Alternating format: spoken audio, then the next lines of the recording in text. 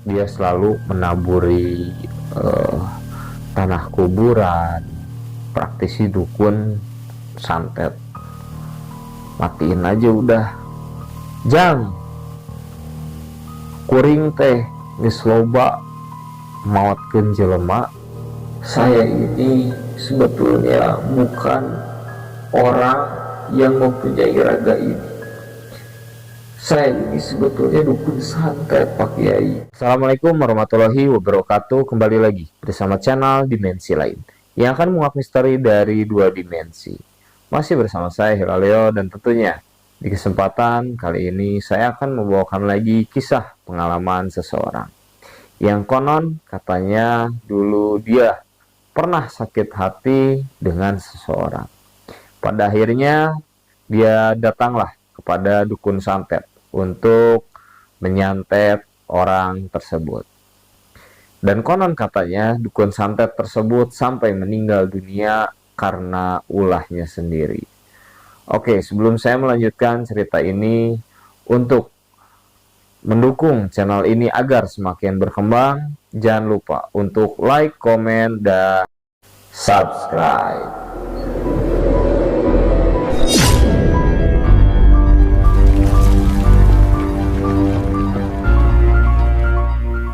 Sekarang kalian berada dalam segmen Ceper, cerita pengalaman horor.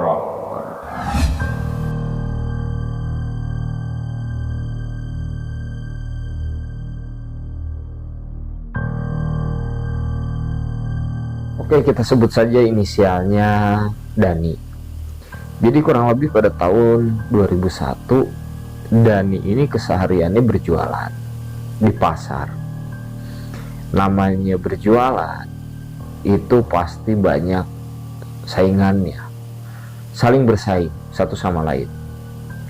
Nah, adalah salah satu orang yang sirik ke Dani tersebut, dikarenakan toko atau warungnya Dani ini selalu ramai pembeli.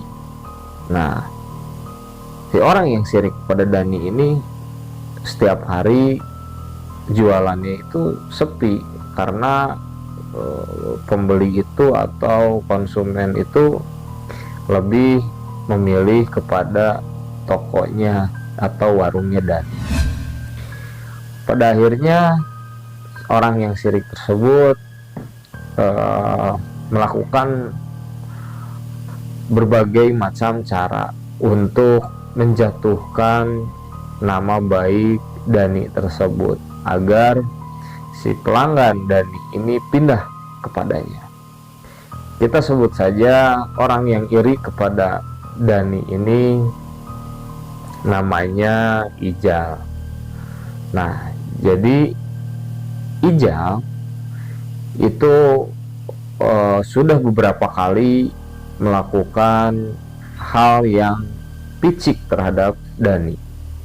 Salah satunya begitu Dani sedang sholat, barangnya itu kadang ditukar atau dia selalu menaburi tanah kuburan agar toko Dani tersebut itu sepi pengunjung, tidak ada pembeli. Ijal ini selalu berkeliling ke tempat praktisi atau dukun untuk menutup dan menghalangi warungnya Dani. Intinya Ijal ini tidak maulah tersaingi oleh Dani karena merasa penghasilannya, omset sehari-harinya itu sangat kecil dibandingkan Dani. Nah, berbagai hal sudah dilakukan oleh Ijal, tapi masih saja warungnya Dani ini selalu ramai pengunjung setiap hari dari pagi sampai sore. Nah, backgroundnya Dani ini, jadi dia itu seseorang yang lajang atau belum menikah. Jadi kesehariannya Dani itu dari sore dia kesehariannya di pesantren. Dia di pesantren dari sore sampai setelah sholat subuh. Setelah sholat subuh dia berangkat ke pasar lagi untuk berniaga atau berjualan. Setiap hari kesehariannya Dani tersebut seperti itu, karena memang Dani ini orang yang soleh, agamanya kuat, dan imannya juga sangat kuat. Ya, alhasil apapun yang dilakukan oleh Ijal ini belum pernah tembus atau belum pernah berhasil. Ijal ini sudah berkeliling ke berbagai dukun untuk menjatuhkan nama Dani dan untuk menutup agar sepi warungnya Dani. Tapi sampai saat itu usaha dari Ijal ini belum berhasil. Pada akhirnya Ijal ini berkonsultasi lah kepada salah satu teman dekatnya. Kita sebut saja namanya Anton. Kata Ijal ini, "Ton, bantuin saya, Ton." "Bantuin apa?" kata Anton. "Ini warung si Dani kok rame terus ya, tapi warung saya sepi terus. Saya udah coba berbagai macam cara, tapi tetap aja." Dengan polos dan santainya Anton, dia menjawab kepada Ijal itu, "Ya Ijal, namanya rezeki itu udah diatur. Ya tapi kenapa, ada apa? Pemakainya kuat kah atau apakah? Ya kamu jangan seuzon gitu dong," katanya. Kata si temannya Ijal, kata si Anton. Dan pada akhirnya Anton ini memberikan atau menghasut ya. Anton ini menghasut kepada Ijal. "Gini aja, kalau misalkan kamu mau, saya bisa antar kamu ke daerah Kidul," katanya gitu. "Ke daerah Kidul atau ke daerah Selatan." "Ngapain, Ton?" kata Ijal. "Saya ada di sana, praktisi dukun santet. Matiin aja udah," kata Anton tersebut. Nah, Ijal ini posisinya sedang panas dan perekonomiannya itu sangat terganggu karena warungnya Dani ini selalu ramai dan omsetnya Ijal menurun karena warungnya Dani ini sangat ramai pengunjung dan pembeli. Singkat cerita, obrolan Ijal dan Anton ini semakin asik, semakin mendalam, dan Ijal ini mengoreklah kepada Anton. "Kalau gitu antar saya, Ton," katanya. "Di mana tempatnya, berapa maharnya, kasih tahu saya, yuk kita berangkat. Besok kebetulan malam Jumat, kita berangkat aja ke tempat tersebut yang kamu tadi kasih tahu," kata Ijal. Anton menjawab, "Ya udah siap, ayo kita janjian di mana, nanti kita berangkat. Ya udah, kamu tunggu aja di rumah kamu, nanti saya jemput," kata Ijal. Nah, singkat cerita, keesokan harinya di hari Kamis, Ijal ini menjemputlah Anton.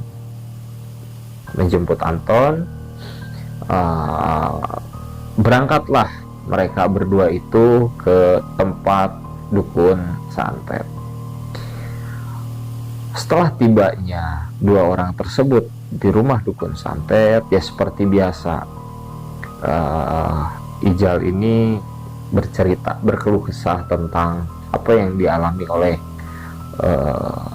dirinya. Dan pada akhirnya si dukun tersebut, kita panggil saja si Aki. Kata Aki, "Bade naon Jang," katanya gitu. "Mau apa Dek?" gitu kan. Kalau orang Sunda kan manggilnya Jang ya. "Bade naon Jang," katanya. Menceritakanlah semua curahan unek-unek Ijal tersebut pada si Aki ini. Dan si Aki ini ngomong kepada Ijal, punten abdi magarinjul. Bahasa Indonesianya, maaf saya mah jalannya tidak rata.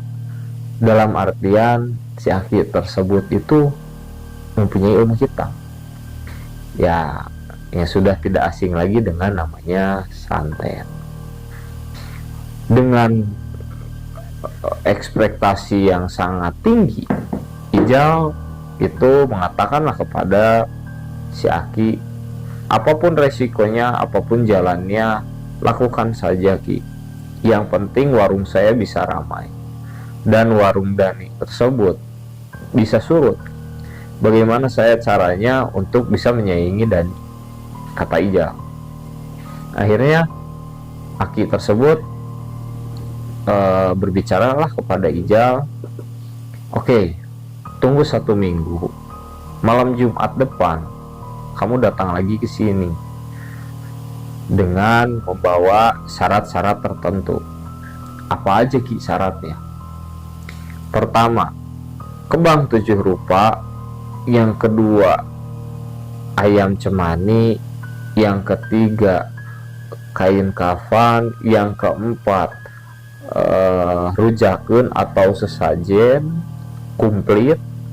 Dan yang kelima itu kain kafan.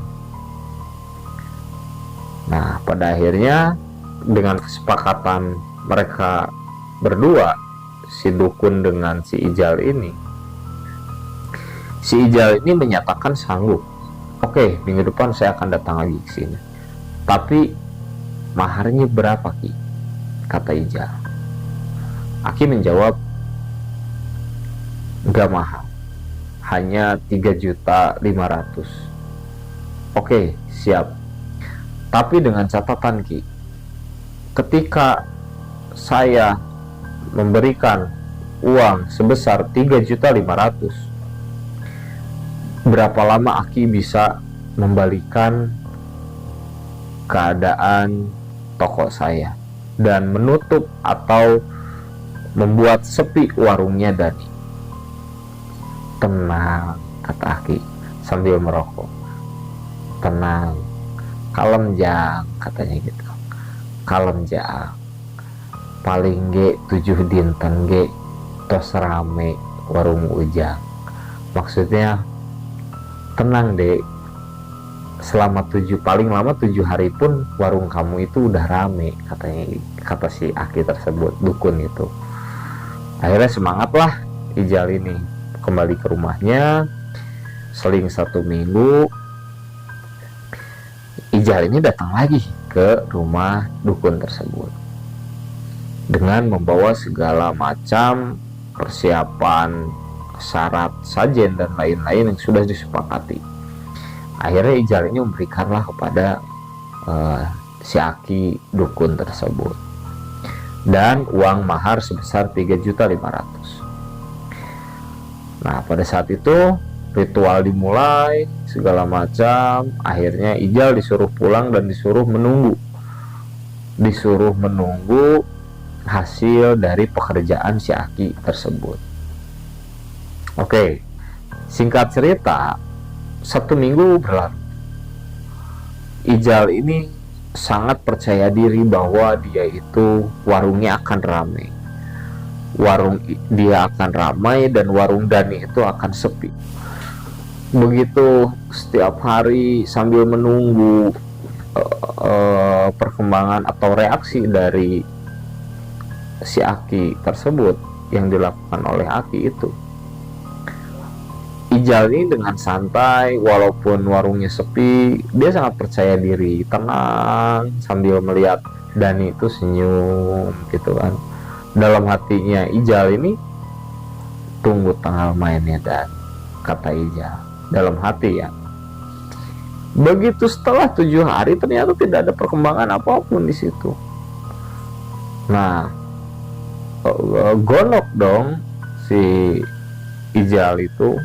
Akhirnya balik lagi lah ke rumah si Aki. Ki, gimana ini? Katanya perjanjiannya paling lama ini kan 7 hari. Ini sudah melewati dari 7 hari. Ijal ini datang ke rumah Aki itu hari ke-11. Ini sudah 11 hari, kenapa masih tidak ada perkembangan? Tunggu proses, katanya, kata Aki tersebut. Nah, pada akhirnya terus sampai berkali-kali Ijal itu pulang pergi ke dukun tersebut. Setiap Ijal datang ke rumah dukun tersebut, pasti Ijal itu memberikan suatu mahar, uang, dan sajen sudah pasti itu ya, ditambahkan uang. Setiap datang ngasih uang, setiap datang ngasih uang, itu untuk mahar. 1 bulan berlalu, itu tidak terjadi apa-apa oleh Dani. Ijal bingung dong, ini dukun udah paling sakti, si Dani punya apa? Kata Ijal tersebut dalam hatinya. Akhirnya Ijal kembali lagi lah ke si Aki. Ki, kenapa belum ada perkembangan? Dengan nada yang keras sambil marah, emosinya tinggi, karena memang Ijal ini sudah mengeluarkan uang yang cukup banyak. Pada akhirnya Ijal ini dengan sangat marah, kesal, dan pingin instan, Ijal ini menantang kepada dukun tersebut. Aki ini sebetulnya bisa nggak sih? Kata Ijal. Nah, Aki ini marah dong. Jang, kuring teh geus loba maotkeun jelema, kuring teh geus loba nyieun jelema gering, kuring teh geus loba nyieun jelema teu bisa leumpang. Maksudnya atau artinya, kata dukun tersebut, saya sudah banyak membuat orang meninggal, saya sudah banyak membuat orang itu sakit, saya sudah banyak membuat orang itu tidak bisa berjalan dan lain-lain. Nah, akhirnya Ijal menanyalah kepada Aki, jadi ini maksud Aki ini apa sih? Aki mengerjakannya apa? Yes. Ya, saya kalau bahasa Indonesia ya, karena itu percakapannya bahasa Sunda. Kata si Aki tersebut, ya saya sesuai permintaan kamu. Kamu kan kepinginnya warung kamu rame dan saingan kamu ini hancur, kayak gitu. Dengan sangat emosi Ijal ini, karena sudah mengeluarkan uang yang sangat banyak kepada si Aki. Pada akhirnya Ijal nekat untuk membunuh Dani dengan cara menyantet.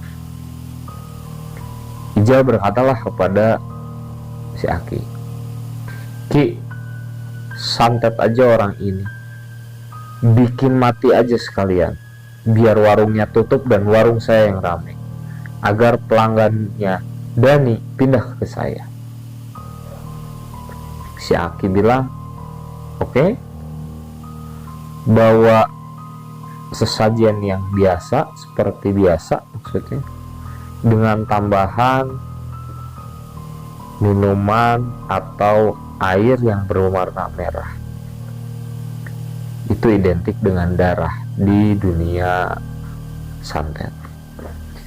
Akhirnya Dani dengan penuh emosi, saya minta hari ini juga kerjakan, saya akan kirim apa yang Aki minta hari ini, tapi dengan catatan paling lama 1 kali 24 jam orang tersebut harus sudah mati, kata Ijal.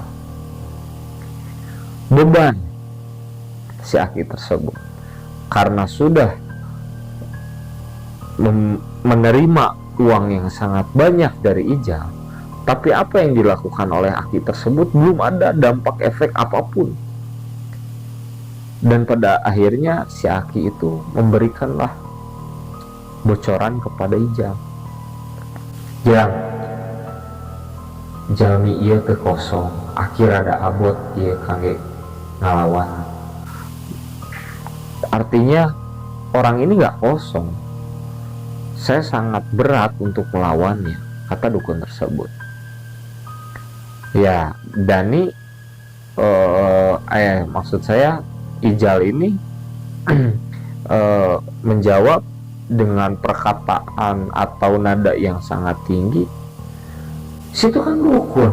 Saya nggak mau tahu gimana pun caranya bikin orang tersebut mati, kata si Ijal. Tambah beban loh dukun tersebut karena merasa tidak mampu untuk melawan si Dani. Kenapa bisa sulit untuk melawan Dani? Dikarenakan Dani ini kesehariannya hidupnya di pesantren. Sholat 5 waktunya tidak terputus, baca Qur'annya tidak terputus, amal solehnya tidak terputus, sholat malamnya tidak terputus, semuanya, puasanya tidak terputus, ibadahnya sangat terjaga. Dani imannya sangat kuat, apalagi Dani ini mempunyai guru, bukan guru spiritual ya, guru yang mengajari ilmu agama kepada Dani dan mengajari ilmu tauhid kepada Dani. Hasilnya adalah Dani sangat yakin dengan adanya Tuhan dan pertolongan Allah. Hanya kepada Allah saya menyembah, hanya kepada Allah saya berlindung. Nah, singkat cerita, Ijal pulang dari tempatnya dukun tersebut. Berbagai macam cara dukun tersebut sudah melakukan, tapi hasilnya tidak ada yang tembus ke tubuhnya Dani atau ke tempat usahanya Dani. Malulah dukun tersebut kepada pasiennya Ijal. Pada akhirnya dukun tersebut tersirat dalam pikirannya bahwa salah satu caranya adalah saya harus keluar dari diri saya. Ya, kalau di keilmuan mungkin raga sukma ya. Jadi sukmanya dia keluar dari raganya, dia merasuki raganya. Dan kalau orang kemasukan setan itu sudah tidak aneh, tapi di kejadian ini adalah orang kemasukan orang. Jadi sangat bingung, sangat sudah mentok. Saking mentoknya ini dukun tersebut, berbagai hal sudah dilakukan tapi tidak bisa menembus badannya Dani. Akhirnya si dukun tersebut mengeluarkanlah atau keluarlah sukmanya dari dirinya dan merasuki raganya Dani. Nah, ada salah satu nih temannya Dani itu di pesantren, kita sebut saja Ariel. Ariel sangat dekat dengan Dani. Dua orang tersebut itu sangat kuat. Sholat malamnya kuat, ngajinya pun sangat kuat. Pokoknya ibadah dan imannya itu tidak diragukan lagi. Karena dua orang tersebut memang anak kesayangan dari gurunya. Nah, pada akhirnya tak lama dari situ si Ariel ini merasa ada yang janggal dari kelakuan Dani. Yang biasanya Dani jam 11 malam bangun persiapan untuk sholat malam. Begitu jam 12 Dani ini mandi. Setelah selesai mandi baru melakukan sholat malam di masjid pesantren tersebut.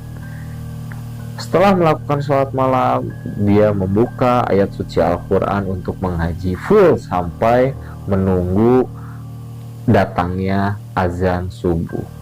Begitu azan subuh selesai, Dani membuka lagi Al-Quran untuk membaca ayat suci Al-Quran.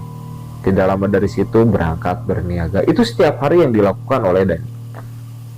Tetapi ketika kejadian tersebut dan tubuhnya Dani itu sudah dirasuki oleh sukmanya dukun santet tersebut, kelakuannya ini beda.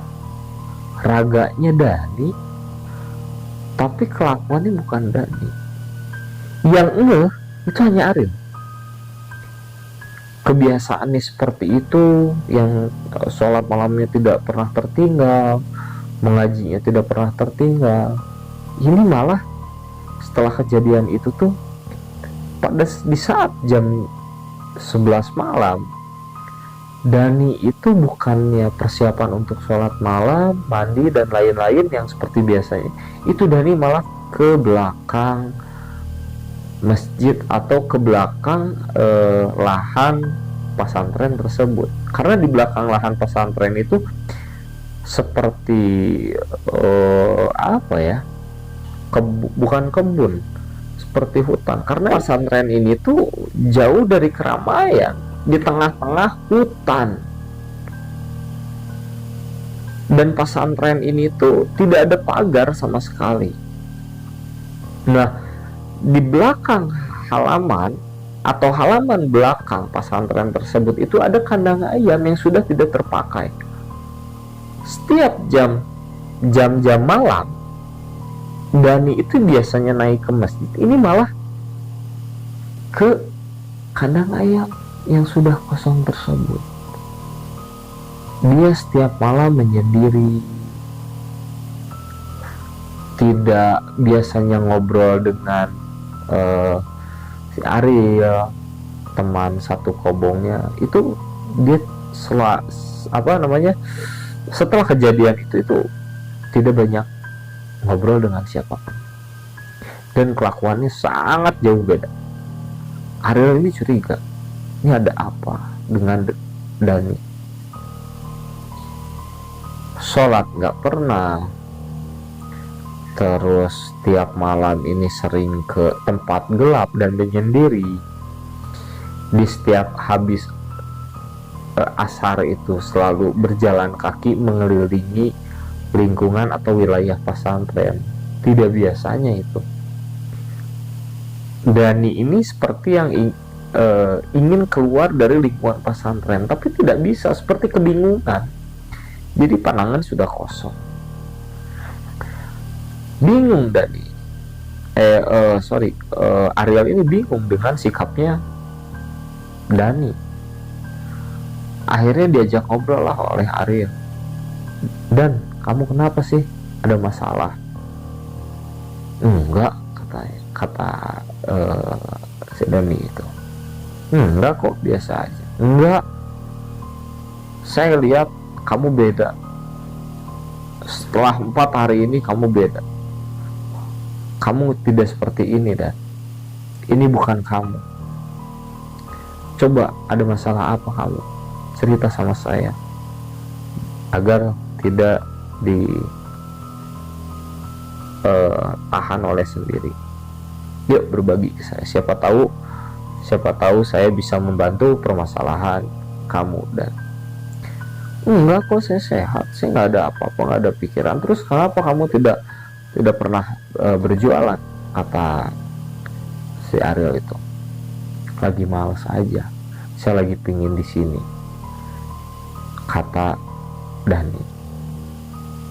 Nah, singkat cerita, 7 hari berlalu, 8 hari berlalu. Itu Dani setiap hari terus. Apa yang dilakukan Dani itu tidak seperti biasanya.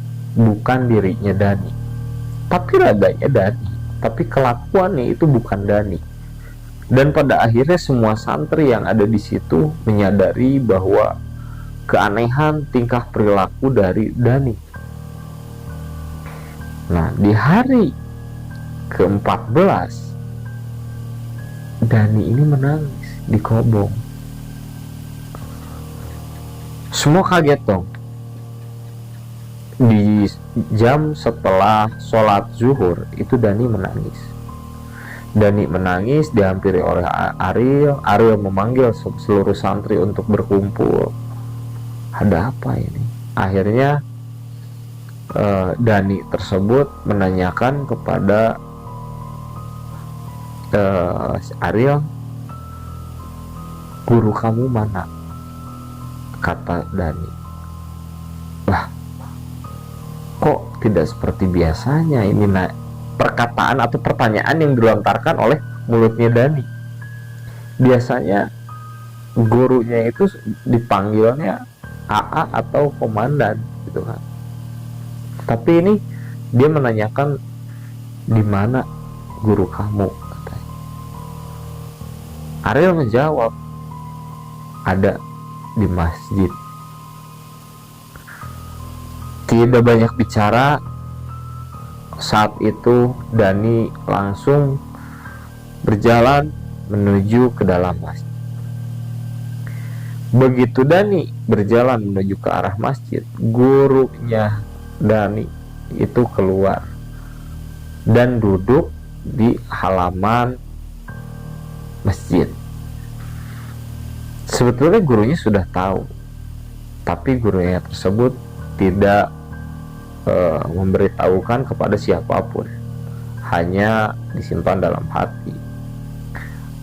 Pada akhirnya bertemulah Dani itu dengan gurunya di halaman masjid tersebut.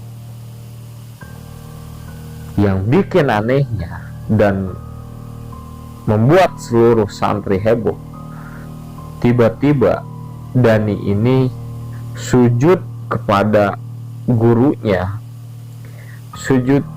gurunya, sambil menangis. Ternyata apa yang diucapkan oleh Dani, "Pak Kiai, ampun Pak Kiai, Pak Kiai ampun, saya ini sebetulnya bukan orang yang mempunyai raga ini. Saya ini sebetulnya dukun santet Pak Kiai. Saya dibayar oleh orang, tapi saya tidak bisa untuk membunuh orang ini. Saya tidak bisa untuk menyantet orang ini. Karena saya malu, akhirnya saya melakukanlah hal ini. Saya keluar dari raga saya dan merasuki orang ini agar celaka. Tapi entah kenapa Pak Kiai, saya tidak bisa keluar dari lingkungan pesantren ini. Walaupun tidak ada pagar, tapi saya tidak bisa. Seperti ada benturan, saya tidak bisa melewati ini.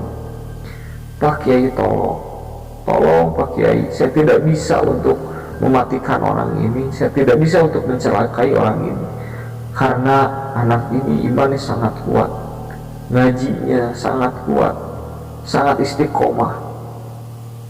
Tolong Pak Kiai, keluarkan saya dari diri ini. Saya tidak bisa, saya terkunci di sini."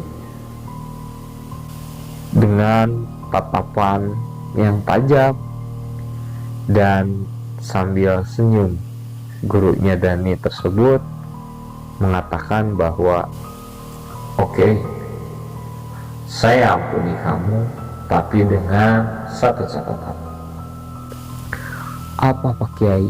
"Apapun yang Pak Kiai minta, saya akan lakukan." Nah, dari situ guru tersebut mengatakan bahwa, "Saya bantu ente keluar dari raga ini, tapi dengan catatan saya tunggu 1 kali 24 jam ente datang ke sini lagi, dengan catatan ente harus bertobat kepada Allah, dan ente harus mengikuti pelajaran aku. Ente bertobat di sini, ente harus menjadi santrian kalau ente ingin selamat di akhirat. Lebih baik dibersihkan di dunia daripada dibersihkan nanti di akhirat. Bertobatlah ente." "Iya Pak Kiai, iya, ampun Pak Kiai, ampun. Saya ingin bertobat Pak Kiai, ampun, saya ingin bertobat. Saya berjanji, satu hari ini atau 1 kali 24 jam saya akan kembali lagi ke sini. Saya akan menemui lagi Pak Kiai untuk bertobat dan mengikuti ajaran yang diajari oleh Pak Kiai." Singkat cerita, gurunya Dani tersebut mengeluarkanlah si dukun itu dari raganya Dani. Begitu dikeluarkan, Dani sadar, Dani sudah sembuh, dan Dani, gurunya Dani, dan seluruh santri di pesantren tersebut menunggulah kedatangan dukun yang sudah menyantet Dani dan merasuki badannya Dani tersebut. Ternyata 1 kali 24 jam dukun tersebut tidak datang. Sampai 1 minggu berlalu, dukun tersebut tak kunjung tiba ke pesantren itu. Akhirnya seluruh santri mengatakan bahwa gak akan balik tuh orang, gak akan taubat tuh orang, namanya udah sesat, udah sesat aja, namanya santri. Kedengeran lah oleh gurunya, antum jangan kemana aja kalau ngomong, istighfar antum kayak bukan santri aja, itu bahasa, kata gurunya tersebut. Pada akhirnya di hari ke-9 ada salah satu orang yang datang ke pesantren tersebut dan mengatakan bahwa,